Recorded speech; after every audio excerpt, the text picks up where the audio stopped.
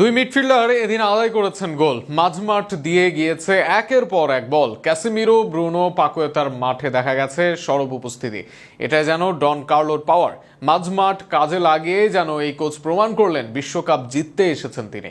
কার্লোর coaching magic নিয়ে বিস্তারিত থাকছে প্রতিবেদনে। বাংলায় প্রচলিত কথার মতো ব্রাজিল ভক্তরা বলতে পারবে পয়সা উসুল ম্যাচ।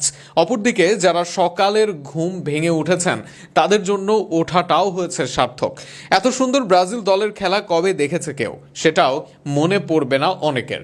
আর এটার কারিগর একজন ডাগ আউটে থাকা মাস্টারমাইন্ড কার্লো আনচেলত্তি। আগের কোচরা যে ফরমেশনে খেলিয়েছেন দলকে, সেই 4-2-3-1-এই খেলেন কার্লো। অ্যাটাকিং মিডফিল্ডার হিসেবে নেন রাফিনহাকে, যিনিও একজন অ্যাটাকার। অর্থাৎ দুইজন মিডফিল্ডার দিয়েই মিডফিল্ডকে কন্ট্রোল করেছেন কার্লো। আর এটাই তার ট্যাকটিক্সের জাদু।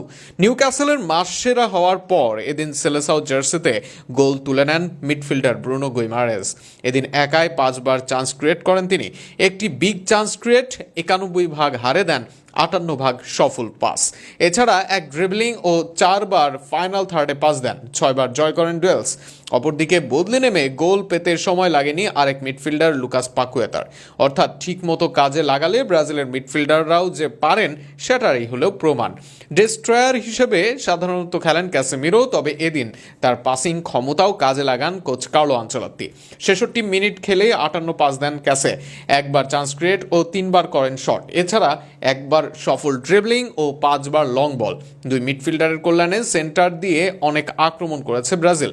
উইংয়ের নির্ভরশীলতা কমিয়ে খেলায় নিয়ন্ত্রণ ছিল দলের। অনেক বল ব্লক হয়ে ফিরে না আসলে গোলের পরিমাণ বাড়তে পারত আরও।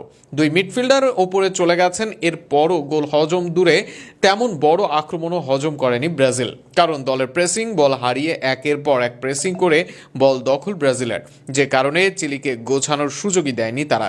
60 মিনিটের পর কিছুটা ক্লান্ত হয়ে প্রেসিং কমে যায়, চিলি নিয়ন্ত্রণের চেষ্টা করে। এরপরই একের পর এক বদলি কোচ কার্লোর। মুহূর্তেই আবার ম্যাচ চলে আসে ব্রাজিলের হাতে।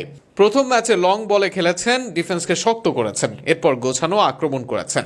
এদিন মাঝমাঠ কাজে লাগিয়ে হলো পরিপূর্ণ আক্রমণ। ধীরে ধীরে উন্মোচিত হচ্ছে পুরনো ব্রাজিলের ছন্দ। কার্লো বুঝিয়ে দিলেন বিশ্বকাপ জয়ই তার একমাত্র লক্ষ্য।